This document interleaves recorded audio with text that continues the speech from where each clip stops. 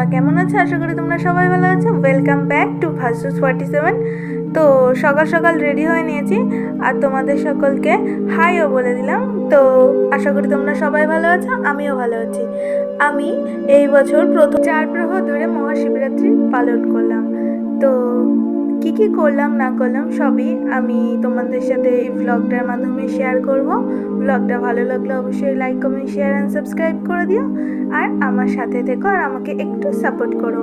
তো প্রথমেই দেখো বন্ধুরা, আগের দিন আমি সংযম করে নিয়েছি। সংযম করে আমি পরের দিন সারাদিন উপোস করে সন্ধে 8:30 নাগাদ, আর যখন শিবরাত্রির চতুর্দশী লেগেছিল তখন স্নান করে আবারও ভালো করে মহাদেবকে শুধু দুধ গঙ্গা দিয়ে স্নান করিয়ে তাকে চন্দন লাগিয়ে সমস্ত ফুল বেলপাতা দিয়ে সাজিয়ে নিলাম।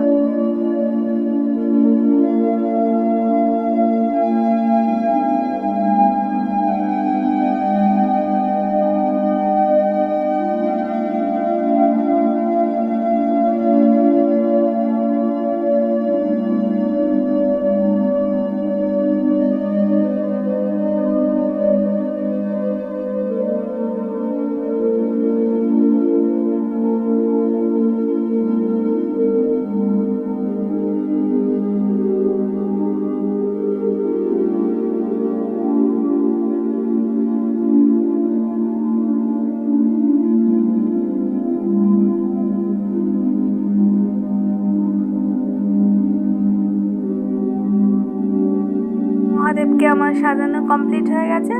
অবশ্যই কিন্তু তোমরা কমেন্টের মাধ্যমে জানাবে যে আমার বাবাকে কেমন লাগছে সাজানোর পরে।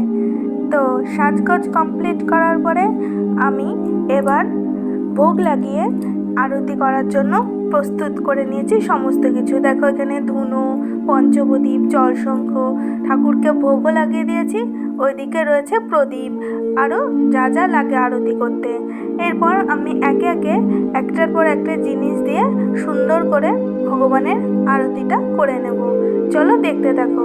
আমি প্রথমেই ধুনুচি দিয়ে ভালো করে আরতি করে নিলাম। এরপর বাবাকে দেখালাম পঞ্চপ্রদীপ, তার সাথে সাথে গোপুসোনাও রয়েছে। গোপুসোনাকে না দিলে চলে বলো? এরপর দিলাম হলো জলশঙ্খ দিয়ে ভালো করে মুখ ধুয়ে দেওয়ার পরে তারপরে একটা রুমাল দিয়ে ভালো করে আরতি করে তার মুখটাও মুছিয়ে দিলাম। এরপর ফুলসজ্জার জন্য ভালো করে ফুল দিয়েও আরতি করে নিলাম। এই হলো আমার প্রথম পর্বের পুজো। তো পুজোর পরে ফুলগুলো দুজনকে ভাগ করে দিলাম। তো এরপরে ঠাকুরকে তার ভোগটাও নিবেদন করে দিলাম যাতে সে গ্রহণ করতে পারে। এরপরে আমি দরজা দিয়ে বাইরে চলে গেছিলাম কিছুক্ষণের জন্য। তো বাইরে থেকে এসে আবারও দেখো তোমাদের সঙ্গে সে ভিডিওর ক্লিপসটা শেয়ার করে নিলাম কিছুক্ষণ। শেষ হলো আমার প্রথম প্রহরের শিবরাত্রির পূজা। এরপর দ্বিতীয় প্রহরে আবারও চলে এসেছি। দেখো এখন হবে দই আর গঙ্গার জল দিয়ে বাবার স্নান।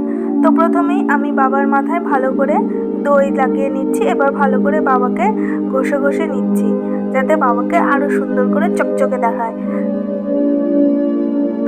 আবারও উপর থেকে গঙ্গা জল দিয়ে ভালো করে স্নান টান করিয়ে আবারও ভালো করে পুছিয়ে নিয়েছি। তো মুছে টুছে আবারও চন্দন দিয়ে সুন্দর করে বেলপাতা, আকন্দ ফুলের মালা, যার বাবা যেসব ফুল ভালোবাসে, ভাট ফুল, ধুতরা, নীলকণ্ঠ আমি পাইনি বলে নীলকণ্ঠটা দিইনি, দিয়ে ভালো করে সাজিয়ে আবারও বাবার ভোগ লাগিয়ে দিয়েছি। এবার আবারও সেম একই প্রসেসে বাবাকে আবারও আমি আরতি করে নেব।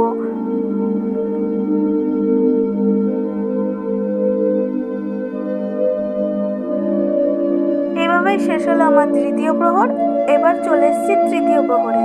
তো তৃতীয় প্রহরে বাবাকে ঘি দিয়ে স্নান করানো হয়। ঘি আর গঙ্গা জল ভালো করে দিয়ে আমি স্নান করিয়ে নিলাম বাবাকে।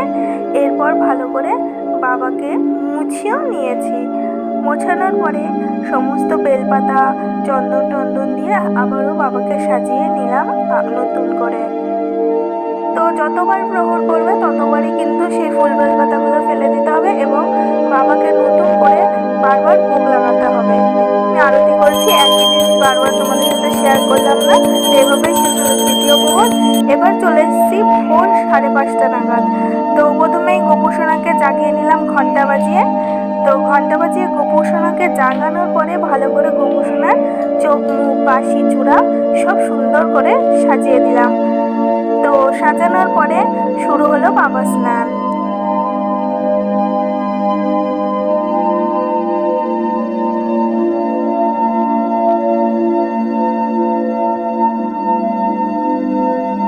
ভালো করে এবার স্নান করানোর পরে আমি সমস্ত বেলপাতাগুলির মধ্যে ওম লিখে নিলাম, আর এদিকে গোপুসোনাকেও তুলসী পাতা দিয়ে সুন্দর করে ফুল দিয়ে আমি সাজিয়ে নিলাম, কারণ এখনই আমি গোপুসোনাকেও বাল্যভোগটা দিয়ে দেবো। মধু দিয়ে আর গঙ্গা জল দিয়ে বাবাকে স্নান করিয়ে নেব। প্রথমে হয় দুধ দিয়ে স্নান, প্রথম প্রহরে, দ্বিতীয় প্রহরে হয় দই দিয়ে স্নান, তৃতীয় প্রহরে হয় ঘি দিয়ে স্নান, আর চতুর্থ প্রহরে হয় মধু দিয়ে স্নান। এরপর আমি বাবাকে ভালো করে তিলক মিলক লাগিয়ে দিয়ে আর যে বেলপাতাগুলোর মধ্যে আমি ওম লিখে দিয়েছিলাম সেগুলো দিয়ে ভালো করে বাবাকে আবারও আকন্দর মালা, ধুতরা ফুল, সাদা ফুল, গাঁদা ফুল সমস্ত কিছু দিয়ে ভালো করে সাজিয়ে আবারও ভালো করে সুন্দর করে সাজিয়ে বাবাকে ভোগ লাগিয়ে দিয়েছি, আর সেম প্রসেসে আবারও আরতি করে নিয়েছি।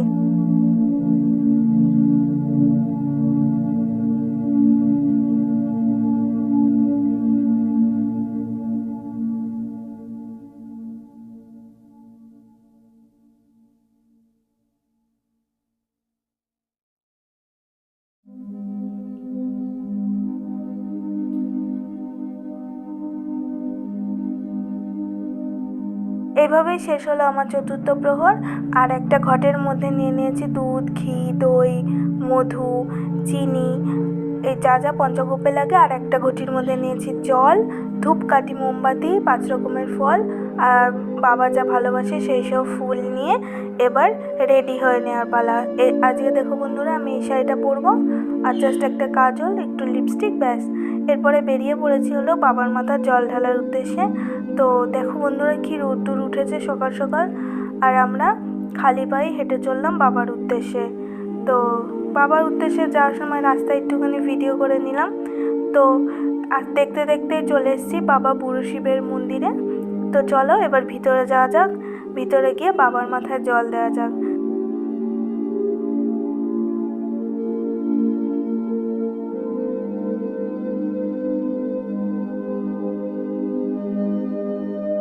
গিয়ে প্রথমে বাবার মাথায় দুধ, ঘি, মধু যে পঞ্চামৃতটা নিয়ে এসেছিলাম সে পঞ্চামৃতটা দিয়ে ভালো করে দিয়ে নিলাম।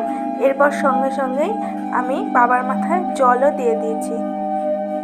তারপর একে একে দিয়ে দেবো মালা, ফুল, ফল সমস্ত কিছু।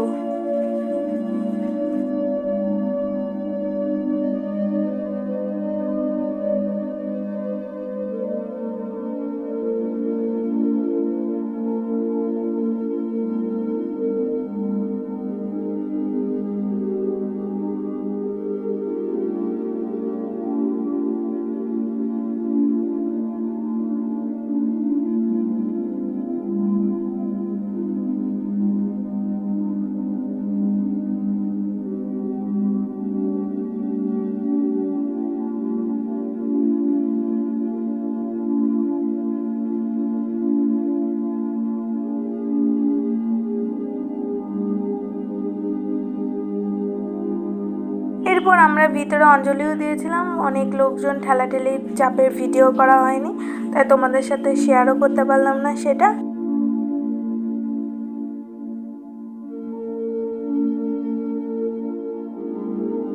জল ঢালা অঞ্জলি দেওয়ার পরে এবার বাইরে চলে এসেছি, বাবাকে ধূপকাঠি আর মোমবাতি দেখিয়ে এবার রওনা দেব বাড়ির পথে।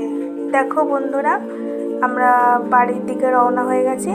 তো ব্লগটা কেমন লাগলো অবশ্যই কমেন্টের মাধ্যমে জানিও, আর এভাবেই আমাকে সাপোর্টের মাধ্যমে এগিয়ে নিয়ে যাবে। আরও নতুন নতুন ভিডিও দেখতে আমার চ্যানেলটি সাবস্ক্রাইব করে পাশে থাকা বেল আইকনটি প্রেস করে দিও, যাতে সবার আগে তোমার কাছে নোটিফিকেশনটা যায়।